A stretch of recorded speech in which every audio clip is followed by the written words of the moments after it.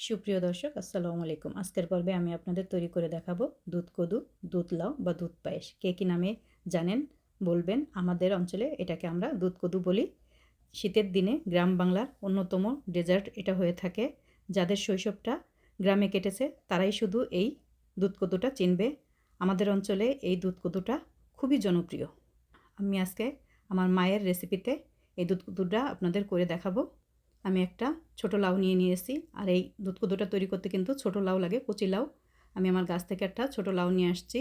এটাকে এখন আমি সুন্দর করে ছিলে নিব। আর এই লাউটা কেটে কেটে পানির ভিতরে রাখতে হবে, তাহলে লাউয়ের যে কষটা থাকে সেটা বের হয়ে যাবে। খুবই মিহি করে এই লাউটাকে কুচি করে নিতে হবে। এই লাউটা যত কুচি করে নেবেন ততই খেতে মজা হবে। আর দুধের ভিতর যখন দেবেন বোঝাই যাবে না দুধের ভিতর যে লাউ আছে।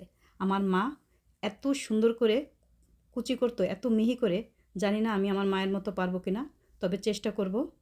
আমি কুচি করে নিচ্ছি লাউগুলো। এটা গ্রেটারের মাধ্যমে করলে কিন্তু আমার কাছে অতটা ভালো লাগে না খেতে। আমি বটি দিয়েই কুচি করে নিব। আমার মা সবসময় বলতো যে একটু কষ্ট করে হলেও বটি দিয়ে কুচি করে নাও, তাহলে দেখবা খেতে বেশি টেস্ট হবে দুধ কদুটা। মিহি করে আমি কুচি করে নিয়েছি। আমার মায়ের মতো হয়নি, তারপরেও আমি চেষ্টা করতেছি আপনাদের করে দেখাতে। সবগুলো কুচি করে নিয়েছি। আমি এখন আবার এটাকে একদম মিহি করে কুচি করে নেব। প্রথমে এইভাবে নিয়েছি, এখন আবার এটাকে কুচি করে নেব। আর কুচি করার সময় ভিতরের যে সাদা অংশটা ওইটা নিব না, জাস্ট শুধু উপরের সবুজ শক্ত অংশটা নিব। সাদা অংশটা আমরা ফেলে দেব। সবগুলো কুচি করে নিব। আমি যে সাদা অংশটা ফেলে দিলাম, আর এইভাবে কুচি করে নিলাম লাউটাকে। যতটা পারি মিহি করে কুচি করে নিব। এই যে ভিতরের যে সাদা অংশটা সব আমি ফেলে দিয়েছি, শুধু সবুজ আর শক্ত অংশটা নিয়েছি আমি লাউয়ের। এখন আমি এই লাউটাকে পানি দিয়ে ভাপ দিয়ে নেব। একটা হাঁড়িতে আমি পানি ফুটিয়ে নিয়েছি। এখন লাউগুলো এখানে দিয়ে দেবো। লাউগুলো এখানে এই পানি দিয়ে ভাপ দিয়ে নিলে লাউয়ের কালারটাও সুন্দর হয়, আর যে কাঁচা গন্ধটা থাকে সেটা চলে যায়। দুধ কদু খেতে কিন্তু বেশি টেস্ট হয়। পানিটা ফুটে উঠলেই আমি এটাকে নামিয়ে নেব। হয়ে গিয়েছে, আমি এটাকে এখন নামিয়ে নেব। একটা স্টেনারে নামিয়ে নিলাম। এটাকে আমি এখন এর গায়ে যে পানিটা আছে একটু চাপ দিয়ে দিয়ে বের করে দিব। পানিটা বের করে আমি বাদবাকি প্রসেস করে নেব। বের করা হয়ে গিয়েছে পানিটা। আমি একটা কড়াই প্যান বসিয়ে দিলাম। এখন এখানে আমি একটু ঘি দিয়ে দিলাম। দিয়ে আমি 2 টেবিল চামচ চালের গুঁড়া এখানে ভেজে নেব, কারণ এই দুধ কদুটা একটু ঘন করার জন্য আমি চালের গুঁড়াটা দেবো। সেটা আগে আমি ঘিয়ের ভিতরে ভেজে নেব, তাহলে দুধ কদু খেতে বেশি টেস্ট হয়। চালের গুঁড়াটা যদি ঘিয়ের ভিতরে ভেজে নিই, একটু লাল লাল করে ভেজে নিব। ভাজা হয়ে গেছে, নামিয়ে নিব।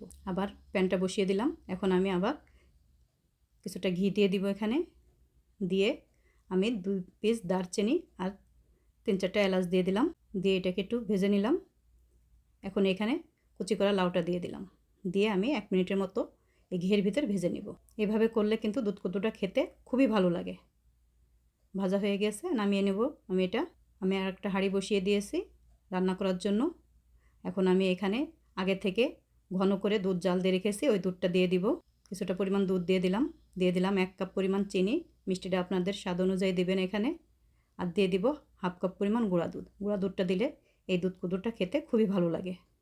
একটু ভালো করে মিশিয়ে নেব আগে আমি দুধটাকে। তারপর একটু লবণ দিয়ে দিলাম। দিয়ে আমি এটাকে কিছুক্ষণ জাল দিয়ে নেব। বেশিক্ষণ জাল দিতে হবে না, কারণ দুধটা ঘন। এখন আমি লাউটাকে দিয়ে দিব। দিয়ে ভালো করে নেড়েচেড়ে আমি 2-3 মিনিট রান্না করে নেব লাউটাকে। আর এখন আমি চালের গুঁড়াটাকেও গুলিয়ে নেব। একটু দুধ দিয়ে চালের গুঁড়াটাকে আমি গুলিয়ে নিচ্ছি। সুন্দর করে গুলিয়ে নিতে হবে। আর এইটাকে অল্প অল্প করে আমি দুধের ভিতরে দিব, তাহলে দুধ কদুটা ঘন হয়ে যাবে। আমার প্রায় হয়ে আসছে। এখন চালের গুঁড়াটা আমি দিয়ে দিব। অল্প অল্প করে দিব, আর অনবরত নেড়ে দিব, না হলে কিন্তু নিচে লেগে যাবে। খেয়াল রাখতে হবে, একটু তাড়াতাড়ি নেড়ে দিতে হবে। আমার মা রান্না করতো, এত টেস্ট হতো, এটা খুবই ভালো লাগতো খেতে। হয়ে আসছে আমার রান্নাটা। আপনারাও ট্রাই করবেন। যদি ভালো লাগে অবশ্যই কমেন্ট করে জানাবেন। গ্রাম বাংলার ঐতিহ্যবাহী খাবার এটা, খুবই ভালো লাগে খেতে। শীতের দিনে তো খুবই ভালো লাগে এই দুধ কদুটা খেতে। আমি একটু তরল থেকেই নামিয়ে নেব, কারণ ঠান্ডা হলে আবার অনেকটা ঘন হয়ে যাবে। তৈরি হয়ে গেল আমার দুধ কদু। কেমন হলো অবশ্যই জানাবেন।